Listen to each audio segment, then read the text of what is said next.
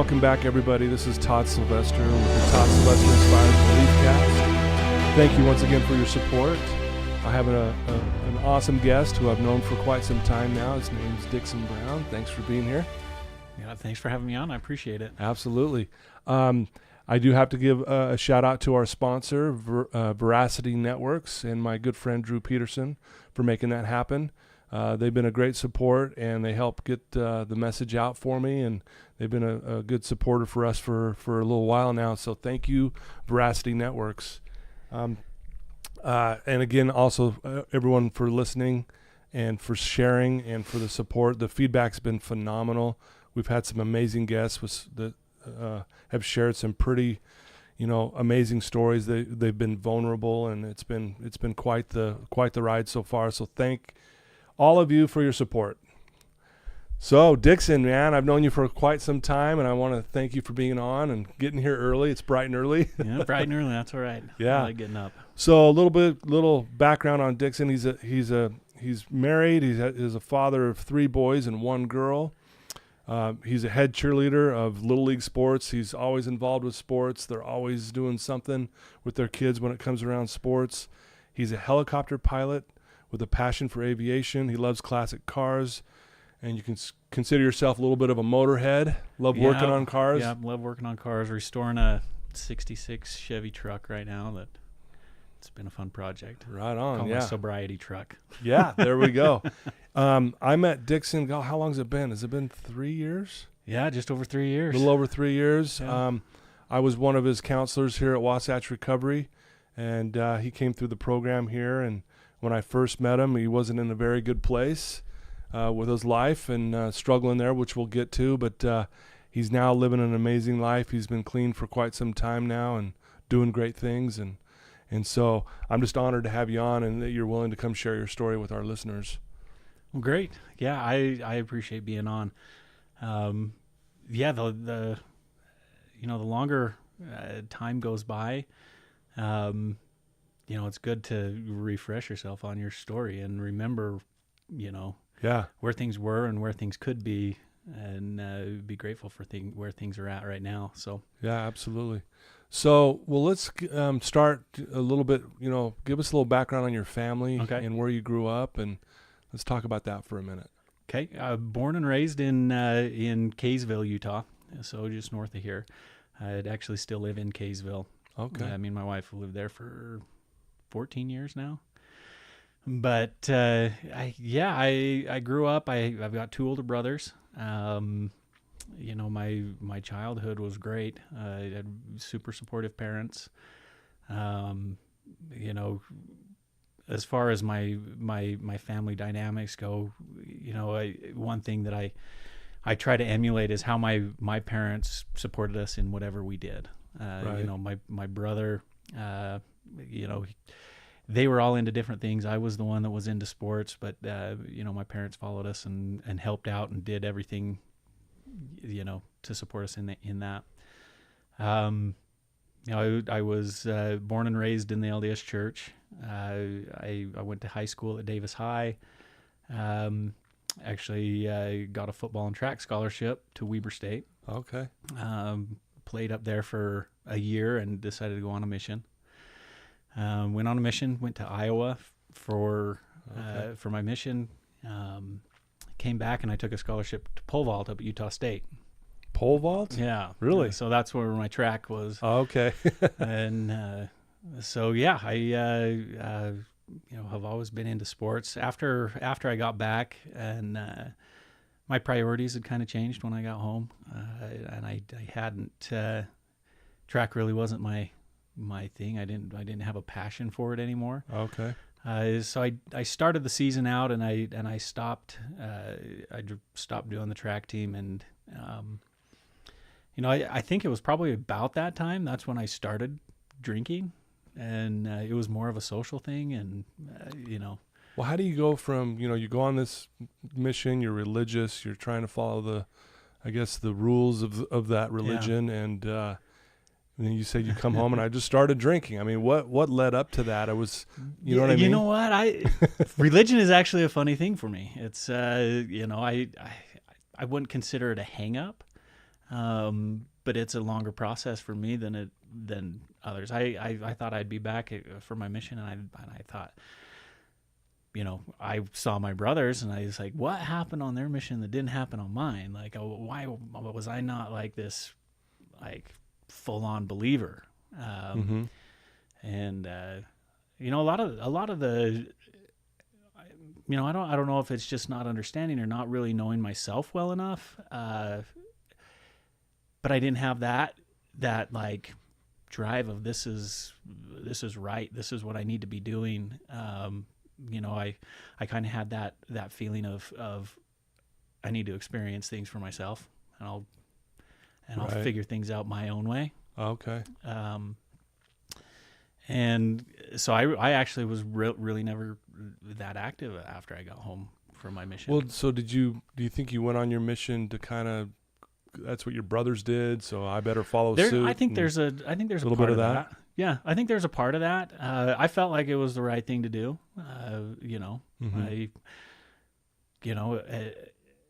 At 18, 19 years old, I really didn't know. This is what you do. This is kind of what where I lived and how I grew up. This is what you do. And I kind of put some things together as far as like, if I get a call and things work out and by this date, then I'll go. And it did. So I went.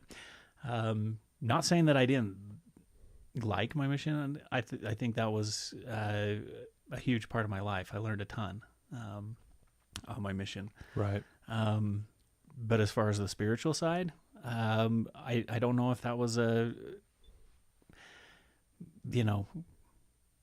don't know. Some people say that the mission converts them, and I would say maybe it didn't for me.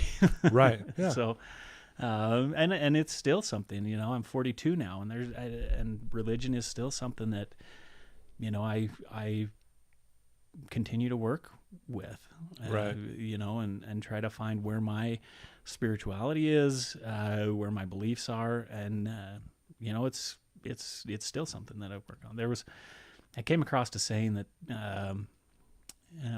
religion is someone else's experiences, and spirituality is your own experiences.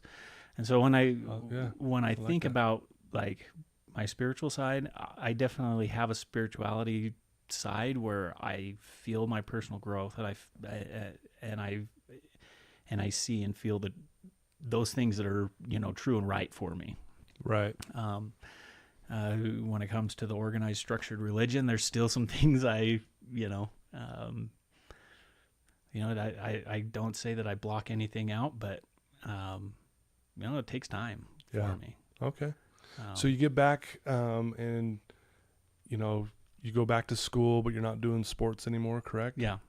Okay. And then you just got with some friends, or were you on your own when you started to drink? I had roommates that were kind of in a similar situation. We kind of were the closet drinkers, and because we still had friends that were probably would have looked down upon us if they knew. Right. Here, pull that mic just a little closer there. There you go. Great. And I had a group of friends. From that, when I got home, that's where I met my wife up at school. I was working as a waiter at Tony Roma's. My wife was the hostess at Tony Roma's, and I thought she was cute. Come to find out, we had her old boyfriend was one of our friends, and he actually brought her over to the house, and I think he was trying to stake claims before anybody else. Right. But as far as me and my wife, we kind of saw eye to eye at the time. In college, we would drink, and the religion side of things weren't that important to me. The social aspect was important to me. Right.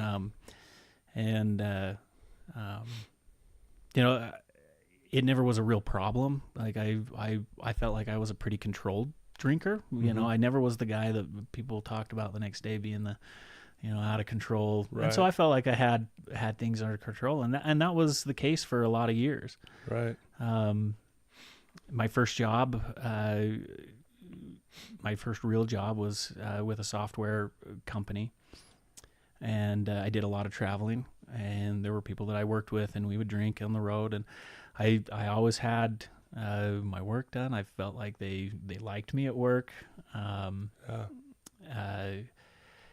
I transitioned to a different company into a sales role, and I was actually there for 12 years. And, drinking was a part of that culture with where I worked. Yeah. So, especially when you're on the road, after meetings, most people would say, well, hey, you guys want to go get a drink? Yeah. Right? Yeah. I used to mess around when I got clean. I'd be on a business trip or whatever, and I would just mess with the guys I'd be, having meetings with and stuff. Like, because I knew they were all going to say, hey, let's go grab a drink. And it was just like, that was like standard, right? And I'd always try to beat them to the punch, because I would never join them, because at this point I wasn't drinking. But I'd say, hey, who wants to go get some ice cream?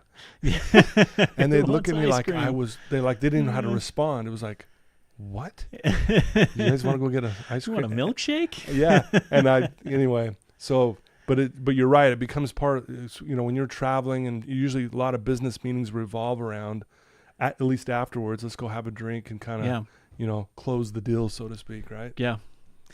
Yeah. And so that, for 12 years, that was a big part of it. And,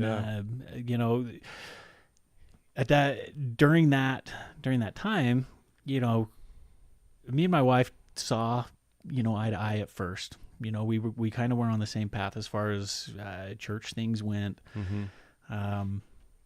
And as we started to have kids, there's some certain things that happen with the church, and do you want your kid to be a part of religion? Right. Is this the way you're going to raise them? I kind of felt like I was going on one plane and in one direction, and my wife was kind of pulling a different direction, and where she wanted some religion in the family and with the kids, and that ended up bringing a lot of resentments, because I felt like I was losing part of who I was, because I felt like, okay, I've established who I am. This is what I do. I'm not part of this culture here in Utah, and as we were, we got further along in life, and we ended up with, our second and our third, and now our fourth. Right. Things, like I said, I think I had a lot of resentments against that, and with my wife, there was a point, and I think I shared some of this, back, actually when I came through the house, is that I put a lot of blame on my wife. I blamed her for my drinking problems. Oh yeah. You were a pretty good victim when you came through here. Yeah, I felt like she took away my coffee machine. She took away my my friends that I hang out with, my golf game. All of these things I pinned on her, that this was, her fault.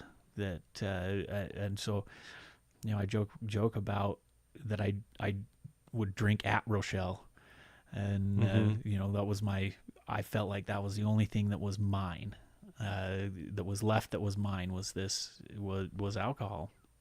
And that was a pretty dangerous relationship. Yeah. And sure. I didn't realize it. I thought I was still doing fine. I had a really good job. My wife wasn't a big fan of the people, and their lifestyles that I worked with. And I think she probably had a clearer picture than I did. I was a little jaded on how that dynamic was affecting my life. And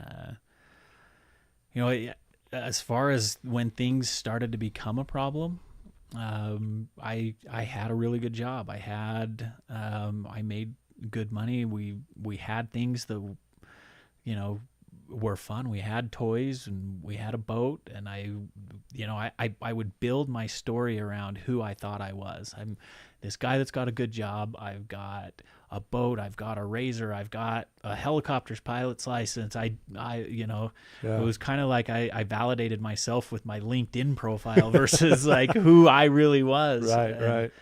And and it became a struggle where when my wife realized that it was a problem, she actually reached out to a buddy of mine that I grew up with. He was my best friend, still is my best friend. I would consider him.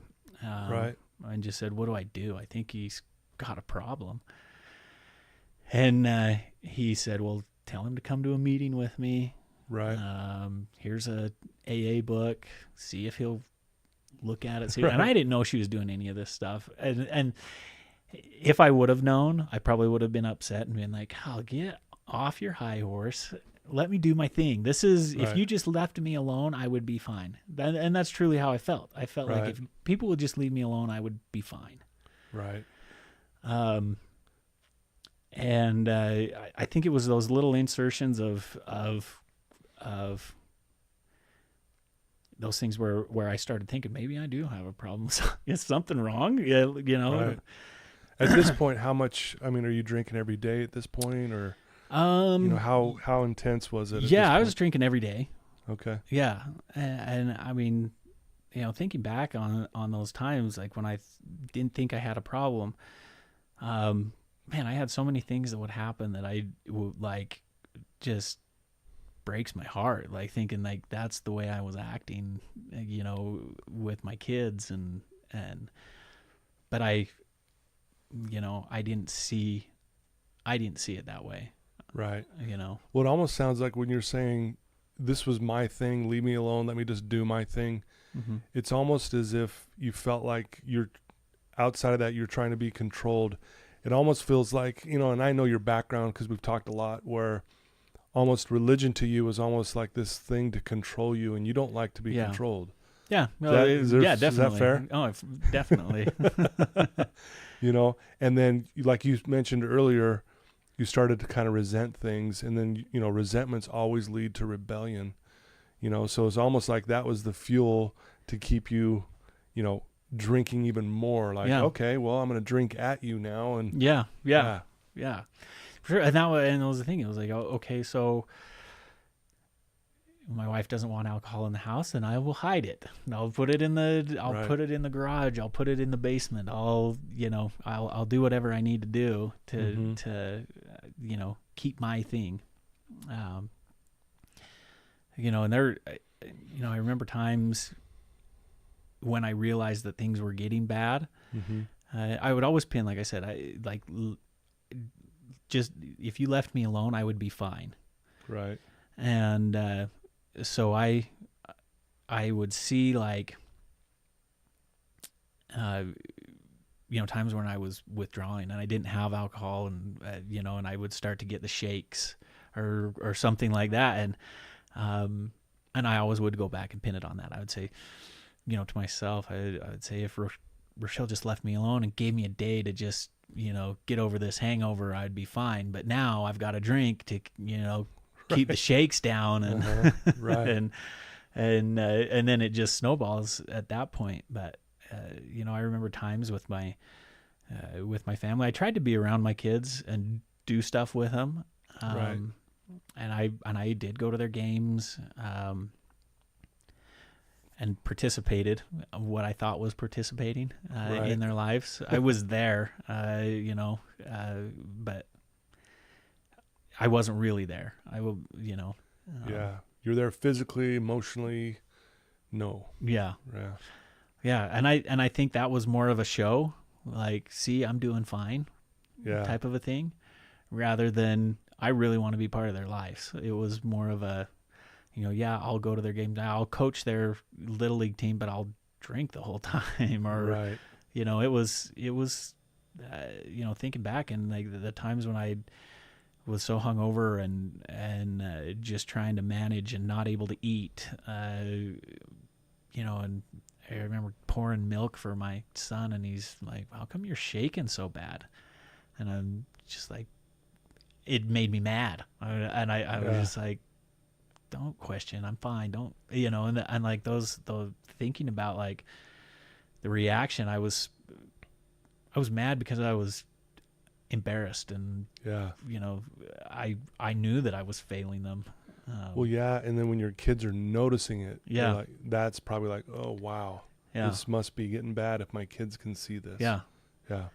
I remember we had dinner one night, and there was a period when things were really bad. Like I couldn't eat unless I drank. And drinking every day, as far as like saying how much were you drinking, I would drink from the time I got up to the time I went to bed. Yeah. And then sometimes in the middle of the night just to go back to sleep. And I remember my son was saying the prayer for dinner, and he prayed for me that I would be able to eat, because he noticed that I hadn't been eating. Wow. And Really? and I would try to take like my food and throw it away real quick before anyone saw it, because I just didn't have an appetite. It was complete misery.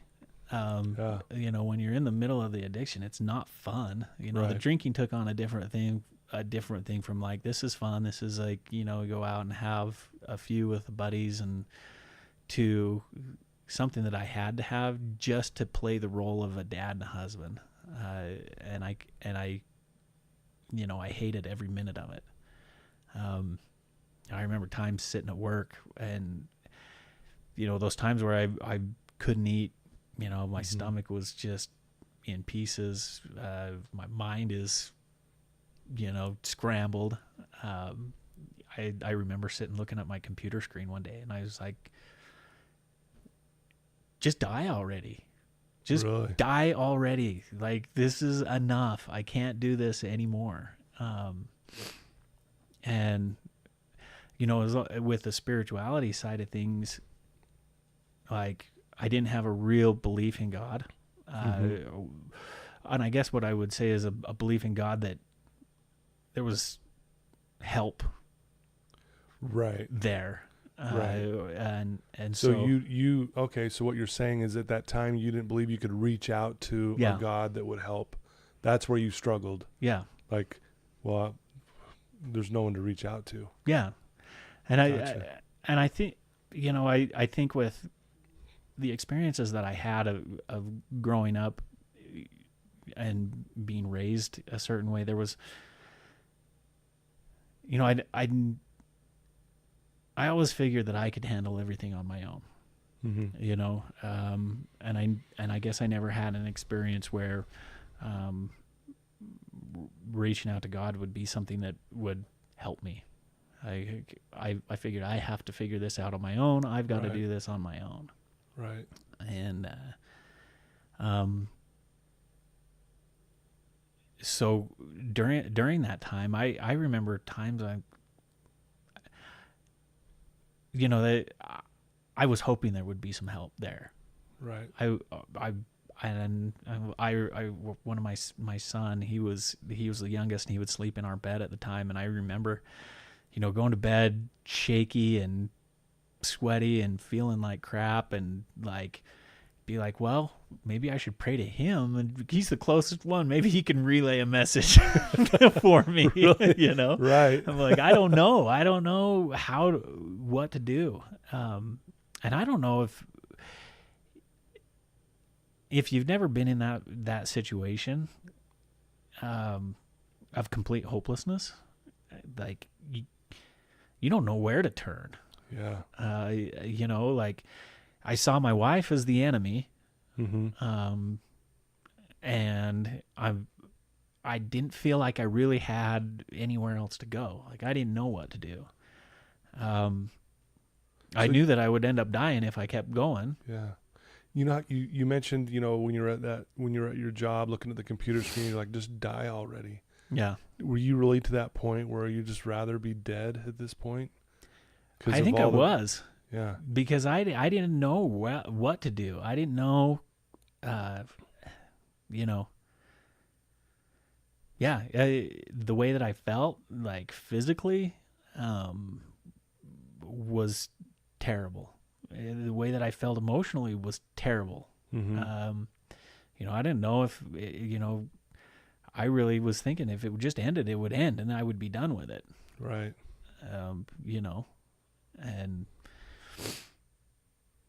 as far as the drinking went, I think I got myself pretty close to that. Yeah, it sounds like it. Yeah. So obviously your wife knows what's going on, and I would imagine it was pretty contentious at this time in your marriage, because obviously she doesn't want you to be doing that. Mm-hmm.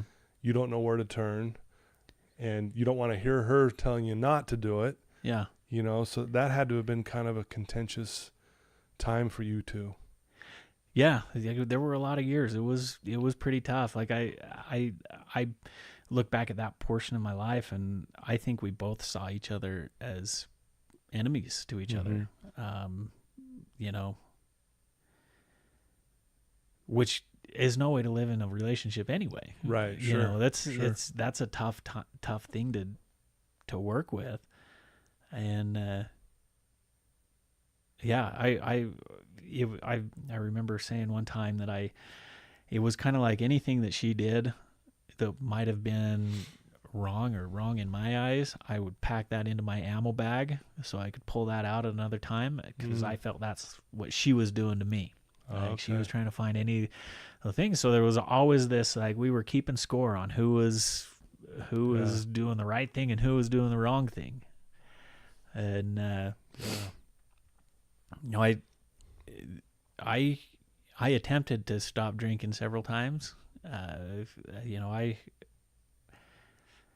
the first time I decided I was gonna get help, and that was my wife wanted me to do something. I did an outpatient program, and at that time, that was probably the worst my physical health was. Mm-hmm. I went to the hospital. You know, I hadn't drank for like 2 or 3 days. We were actually supposed to go on a vacation together. We were supposed to go to Lake Powell. We were going to take her family. I was in Tennessee for work, and the drinking was bad at that time. I ended up missing my flight. I didn't even tell her that I was coming home, or I'd missed my flight, what time I was coming home. I just figured this is worthless. I'm just going to be a fight. I'm not going to deal with it. When I get home, I get home. Right. Then we'll think about the Lake Powell trip when we get there. Got home, and she had made up her mind that was it. You know, if you're not taking us to Lake Powell, you're not going to, do this to the family, and especially her family. And that's one of those times where I feel awful about, like, what are they doing? Like, these people made plans, and I was so caught up in, like, that, at that point it was surviving for me. Right. And they decided they were still going to go on a family trip. And they left, and went, and I was home alone, and I didn't know what to do. I was like, all right, I'm not going to drink. I'm going to stop. This is, I'm going to get this under control. Is basically what I had told myself. And I called Rod, my buddy, and he, I'm like, what do I do? I'm freaking out. I'm like, I don't know. I can't even deal with myself. I'm like just pacing around the house. I don't know what to do with myself. And he's like, go to the hospital. He's like, if you can get to the hospital, go to the hospital. Right. So I hadn't drank for about 3 days. But my mental status was not good. And so I drove up to the hospital and checked myself in, and I had pancreatitis. Okay. And I was dehydrated. I was in bad shape. They ended up keeping me there for a week. Really? Just on liquids, and and I don't think I realized how bad I was at that point. I spent the week there. My wife was gone.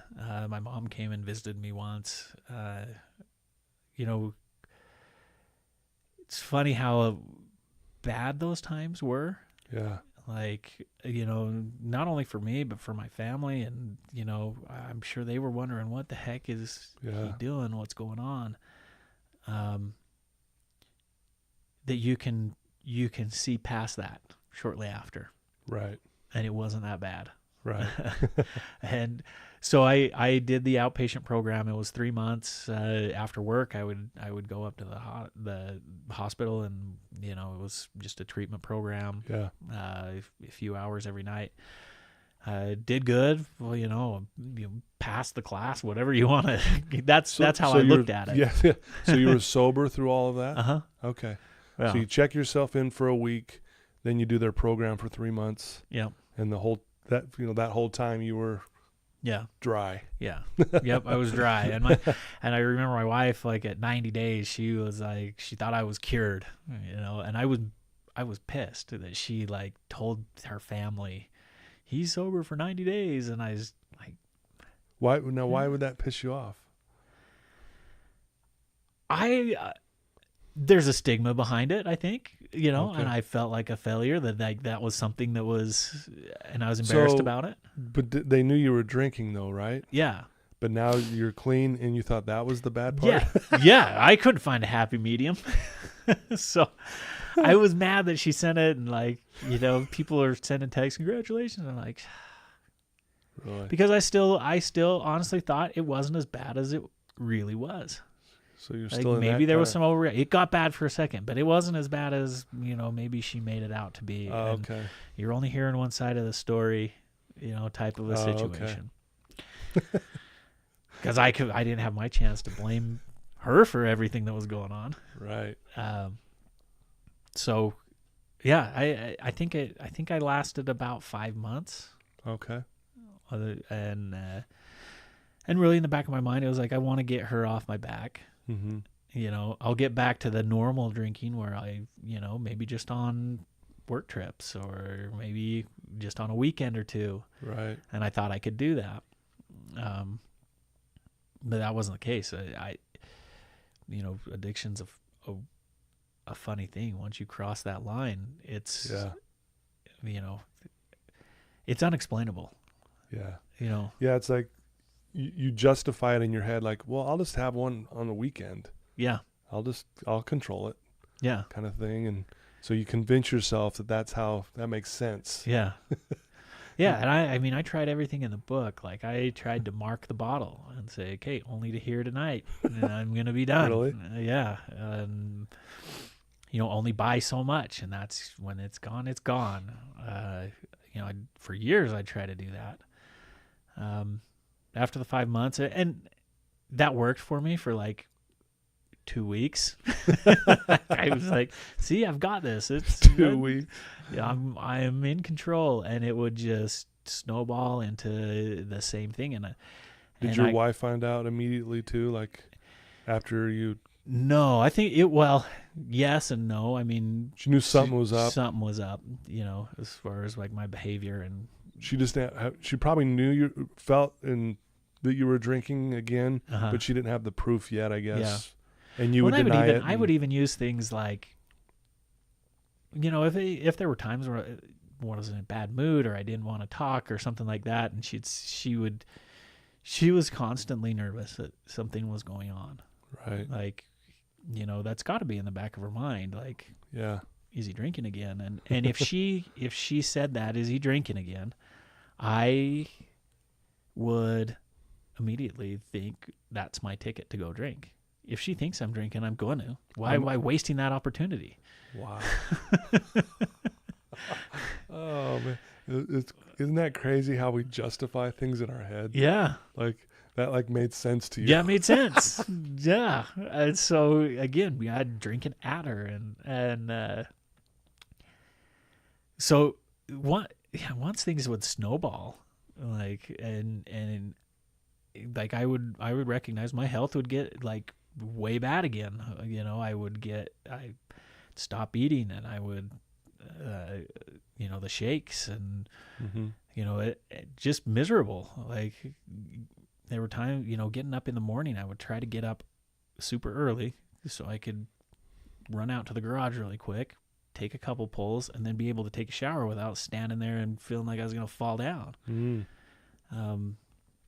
And it would get to that point, like, in 2 weeks, a month, like, I was right back there. Right. And, back to that same, like, I you hate yourself and you wonder, why did I do that? And then, things got bad again. And, at that point my wife was again saying she was done. This is it. You got to do something. We can't be going through this again. And I checked into a 60-day inpatient program. And I think back about how selfish and conceited I was about the whole situation. I still had all of these, beliefs that I didn't have a problem. I was just trying to fix the things that were around me. Yeah. If everything around you was okay, then the drinking wouldn't be as bad. Or you could control it. If I could just prove to them that I was in control. Right. What are they complaining about anyway? It's not that big of a deal. And I did the 60 days and did their aftercare program, and that was about 5 months. And I think I went 6 or 7 months that time. Okay. And then decided I'd try it again, see if I could get it back in a normal groove to keep things under control. And that was kind of the same mentality as the first time, is just, you know what, I can still control this. I'll just take it slow. Yeah. Okay. And I remember, that really is the kiss of death, really. Yeah. I work with thousands and thousands of clients over the last 30 years. And I mean, that's probably the number one lie that we tell ourselves, okay, I'll just control it now. Yeah. Yeah. Right. I know. I really would think that when things got bad and I just couldn't stop because of the shakes and the, all the things that went along with it, I would, every time I'd get sober, I'd try to dissect that whole process. What happened? What can I fix in between so I can still drink? And where did I go off base? And I really thought that I would be able to figure it out. I'm a smart guy. I can figure out what I did wrong. I can do hard things. I'll figure this out. Right. But there was never a time where it was just stop. Just stop. That wasn't part of it. Even if it did come into my head, that wasn't something that I was willing to look at. Oh man. And so the snowball happened again. 7 months later, the same thing happened. Yeah. That one was pretty short-lived experience, but I ended up in the hospital again, and I remember my mom had taken me to the hospital, and she said I was in there. I was 38 years old at the time, and I'm bawling, and she's sitting in there what is going on with you? Why can't you get this? And I remember just thinking, what do I need to do right now? What can I do right now that will make this stop? And she's like, I have no idea. I don't know what you're going to do. I don't know. She's like, I don't think you're going to live much longer if you keep this up. Yeah. And there's so many little pieces of the story. There over the 5 years or whatever this spans. I've got more than a handful of stories where I've completely disappointed my family. Yeah. I completely disappointed myself looking back, and I can't believe I let things get to that point. Right. And I shouldn't even say let things get to that point. I can't believe that was who I was, and was able to look at myself and think that I was okay. And it would, I don't think it's fair to my kids the way, to have a dad that was doing stuff like that. Yeah. Well, I would imagine at this point your kids are now getting older and they're really starting to understand dad's really having a bad time. Yeah. And I'm sure that was scary for them to see you going through all that.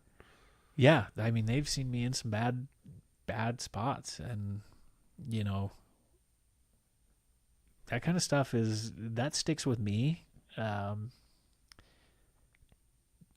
You know, those are the things that I'm not proud of, you Yeah. know. A lot of the time, like I said, I would, you know, any type of thoughts like that would come in where I've let my kids down, or you know, just not done what I should have been doing. Mm-hmm. I tried to, you know, throw frosting on top of it and say, Right. but look, they've got everything that they want. You know, I do show up to their games. Other dads don't show up to their games. Yeah. I'd always try to throw that stuff on top of it to, like, you know, mask it and Yeah. say, why is, you know, they have nothing to complain about, that type of stuff. Yeah. But Yeah, that thinking error of justifying is probably the number one thinking error out there. You know, it's you justify. Well, I'm still going to the games. I'm still doing this. I'm still being a good dad. Yeah. Even though I'm struggling over here, but I'm still following through. I'm still working. I'm still bringing in money. You know, justify to keep yourself doing the behavior.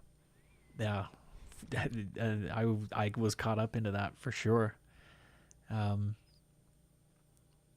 That cycle of like stopping and then thinking that I dissected my problem Mm-hmm. and found the solution, and just kept happening. And in let's see, it was 2015. It was right around Christmas. I'd actually been skiing and I blew my knee out skiing, and I'd been sober for, I don't know, I think that was the longest I had been sober, but that was a perfect excuse to drink again. Go back, yeah. Yeah. And I'm going to just lay in bed. No one will know. It'll be fine. That was sometime mid-December. And I continued to, like, that cycle started getting heavier and heavier. Right before Christmas, I was right back into that same position where it was, I couldn't live without it. Yeah. And like I said, it's something that I can't explain. Like, you know, and someone that hasn't been through that, I don't know how to explain it. I can understand it when I see somebody else. Sure. I can understand that, but explaining why that happens is still a mystery. But that was during Christmas. I knew that I had a couple weeks off, and I basically went into my bedroom and drank every day, all day. I had a friend drop off bottles out to my garage so my wife wouldn't think that I was going to the liquor store. And so I constantly had a supply. I every angle that I could pull, and I was right back into that spot. And for New Year's, my wife was going up to her family's house, and that's what we do every year is we go up to her family's house. And she told me that I wasn't invited. And I was like, okay, I get to stay here and I get to drink and no one gets to bother me. And in my head, I'm like, and I'll show them that, like, all I need is my own space and I can get back and things will be just fine. And obviously it didn't. Like, it was bad. There was, I think she called my buddy Rod while she was up there, and she's like, go check on him and see if he's even alive. Right. She's like, I haven't heard from him. I don't know what's going on. And I heard someone knock on the door, and I went and I peeked out and I saw that it was Rod, and that made me mad because I'm like, oh, she probably he called. sending in the intervention. Him.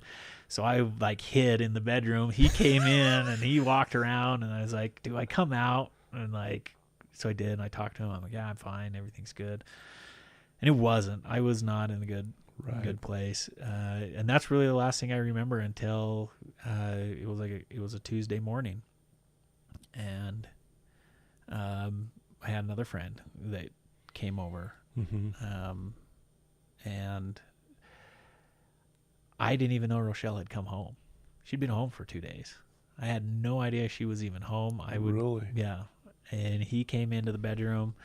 He's like, "Get up. Let's go to 7-Eleven. Let's grab a drink. Let's talk. We'll figure out where you're at and where you're driving." And he's like, "Do you want me to take you to the hospital?"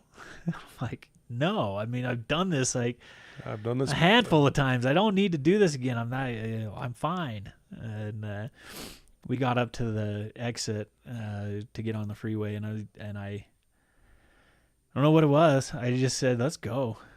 Yeah. Let's go. And he took me down, and I checked in at University of Utah. Mm-hmm. And at that point in my mind, I'm like, okay, what am I going to do? How am I going to, trying to figure out how I'm going to strategize to make this work again. Right.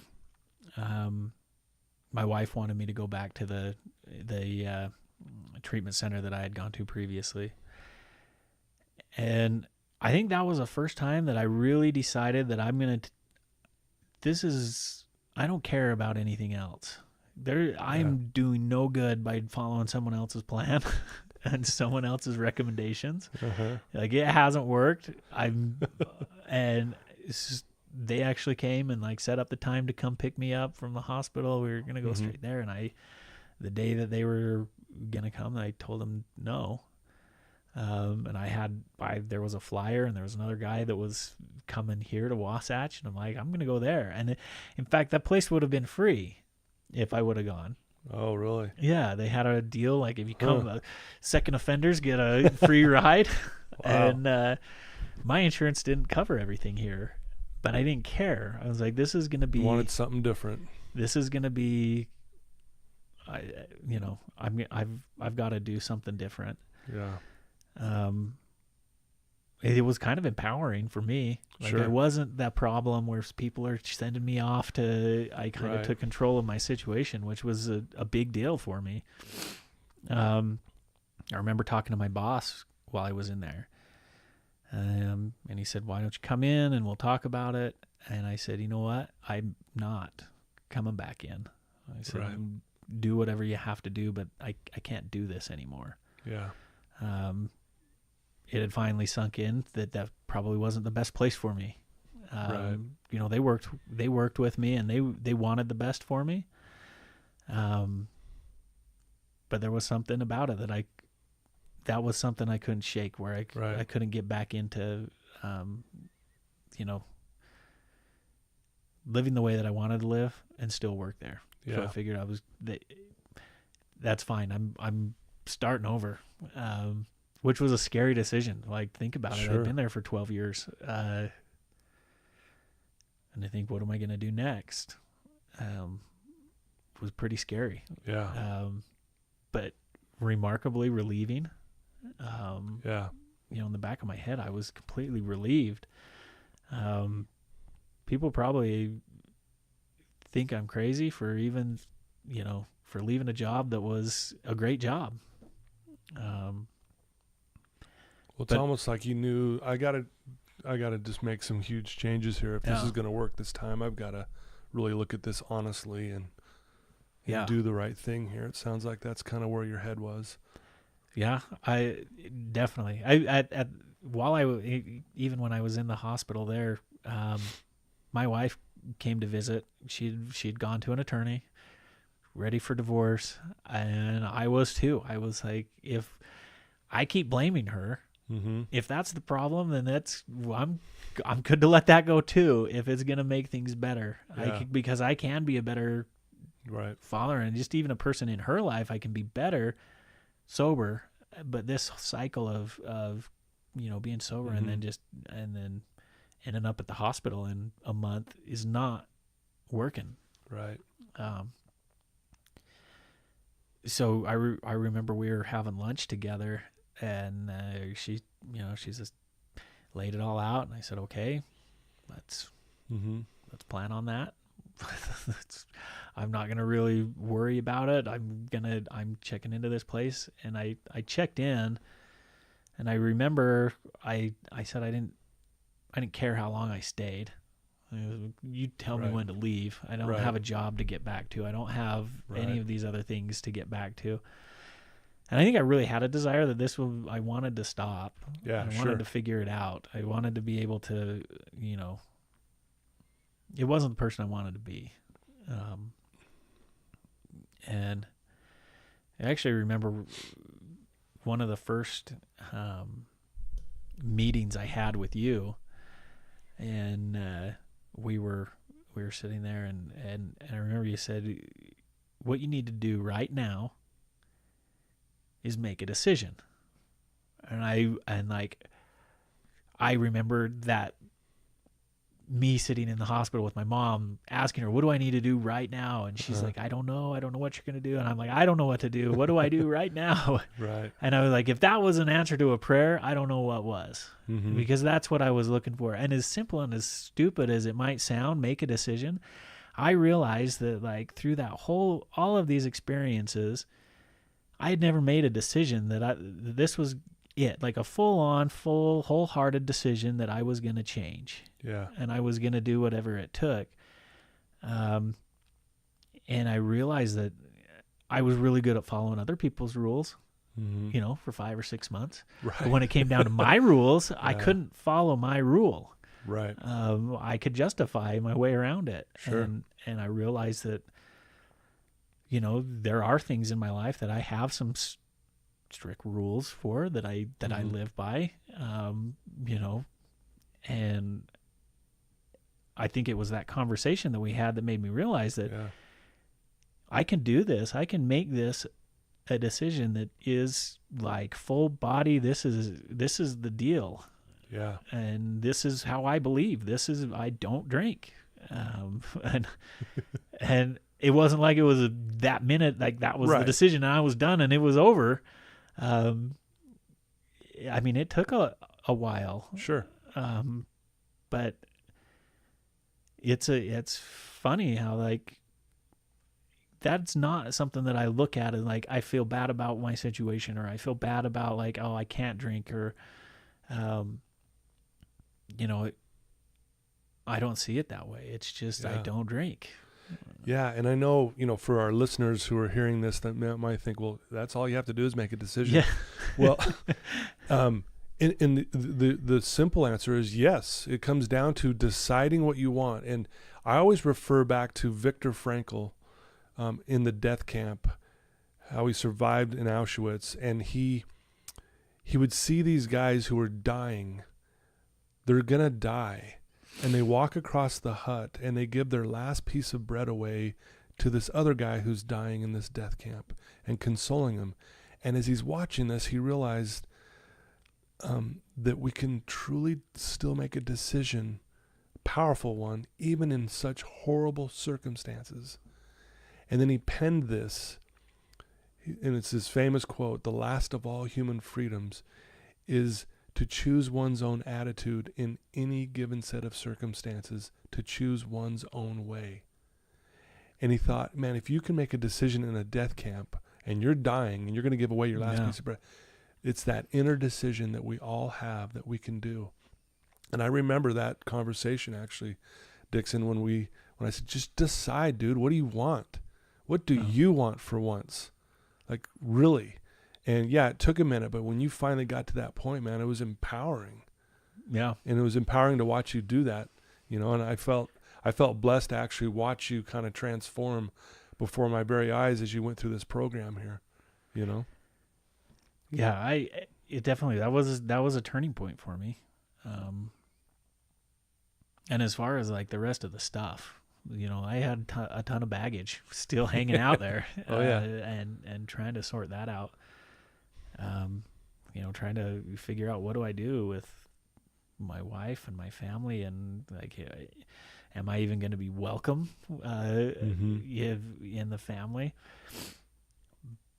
But that wasn't like the super important. Saving my marriage was not the number one thing for me at that point, and that was different. At other times, I did it because I didn't want to lose my wife. Yeah.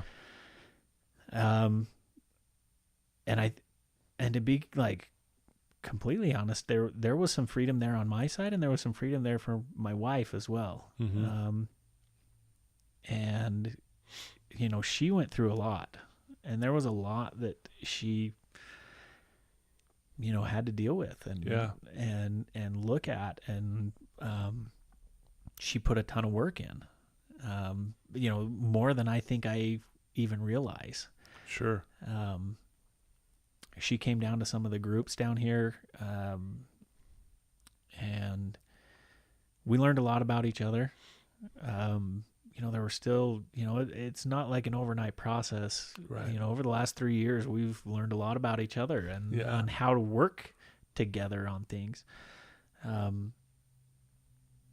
And, obviously, if I'm talking like this, our marriage has survived to this point. Yeah. we Which is pretty amazing. Yeah. And, but I and that's the thing, she put in a lot of work too. Yeah, Like, it wasn't just me. Right. If I look back and I saw somebody else that was in a different family and like we're watching this scenario play out, I probably would tell the wife to leave. Like, what are you doing with this loser?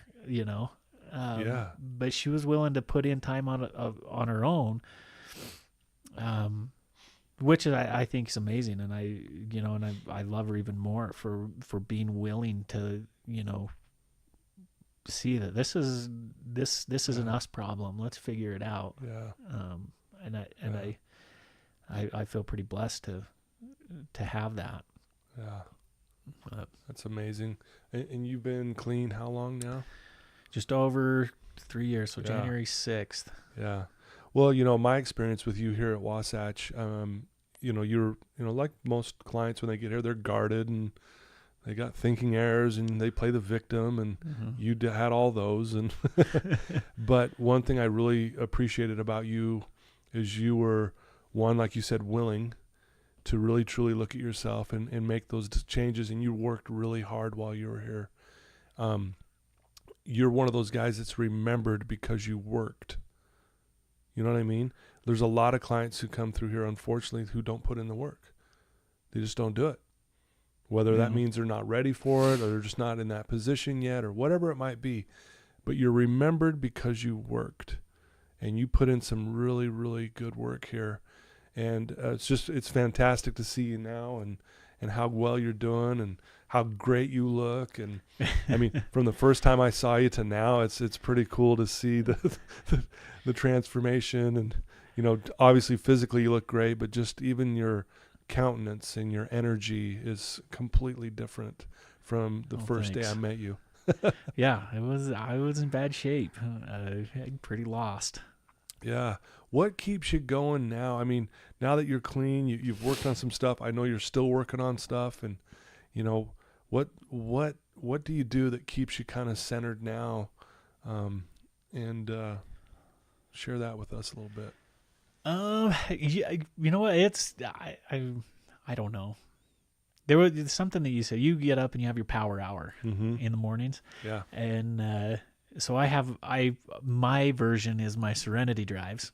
Okay. Great. So I get up in the morning, every morning. This is Saturday, Sunday. If I'm working from home that day, then I get up and I go drive around for 15, 20 minutes, half an hour sometimes. And it's, my time to kind of meditate, think about the day, think where I'm, Right. And it's just my time. Yeah. And I enjoy it. Sometimes if I don't get that in, I feel like I'm missing a little bit of my day. Sure. That's great, by the way. I mean, even doing something in the morning for yourself goes so far. It goes with the old saying, if you win the first hour of the day, you win the day. If you lose the first hour of the day, you'll spend the rest of the day looking for it. Yeah, that's true. Yeah. That's true. Yeah, it's so true, isn't it? Yeah. And so it's great. I love that you're doing that because that makes a lot of sense to me. That's like a simple little thing, but it makes a big difference for my day. And I wouldn't say that's what keeps me going and, keeps me sober by any means. I think what really keeps me going and keeps me sober is liking who I am sober Mm-hmm. and being okay with who I am sober. Right. Being okay that I'm not the guy that's going to take everybody out and whoop it up. I'm not missing anything. And Right. you know, I like the way that I feel. I like, you know,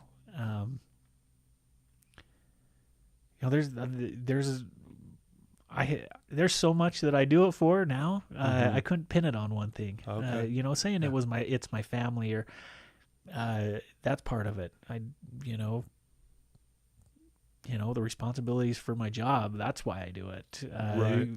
But what it boils down to is I do it because I like who I am. Yeah. When Love when I live like this. that. Yeah. There's a freedom to it. Right. And that's, you know, it's a weird thing to think. Like, you know, with drinking and not drinking, I could drink anytime I wanted. You know, I could Right. go do it if I wanted to at any time, but that's not that's not something that I want to do because it's going to ruin like the things that I like about me right now. Right. Yeah. Yeah. I don't even know, like, you know, some other things is the things that my wife and I have worked on has been huge too. Like understanding how to, you know, really communicate. I think that's been a big one. You know, when I'm frustrated and I start feeling those resentments, you know, or when she starts feeling those resentments, we can talk. Right. We're not great at it, but we're getting better. Right. You know. Yeah. Well, I mean, it's pretty remarkable, I think, you know, listening to your story and what you've been through and how bad it got. And then, you know, how you've turned things around and got to that point where you wanted it and made that decision and worked hard and you're still working hard. And, you know, I love that you do that. What do you call it? Sobriety drives? Is that what you call it? No. Or serenity drives. Serenity drive. Yeah. Okay. So That's my serenity I love drive it, though. in the I think morning. it's great. I think it's fantastic that you're doing that. I think that's really cool. So if people wanted to reach out to you and maybe ask you a question or, you know, if you're open to that, if they, you know, or if they have someone who's struggling and they want some advice from you, what would be a good way for them to reach out to you? They can email me, or I don't even care if they call me, to be honest with you. I'm fine with it. I, you know, that's a big part of it too, is like being involved with the community. Like Sure. being able to do this is huge for me. Yeah. So what's your email? How would they? Dixon Brown at Comcast.net. Okay. Yeah. And you want to just probably just share that, or do you want to share your phone number too? We'll go with that because that's a busy phone number. Yes, it is. But yeah, you know, and then one last thing I want to ask you is if you could give anyone out there some advice who's struggling, who may be going through the same thing you did, or they know someone who's struggling, you know, what's some advice that you could give them? Oh man, for someone that knows somebody that's struggling, some advice that I would give them is their life sucks pretty bad for them. Mm-hmm. And being on the outside, you don't know how bad that is. Right. And with that being said, they need help. Right. And, you know, whatever you can do, like find your resources.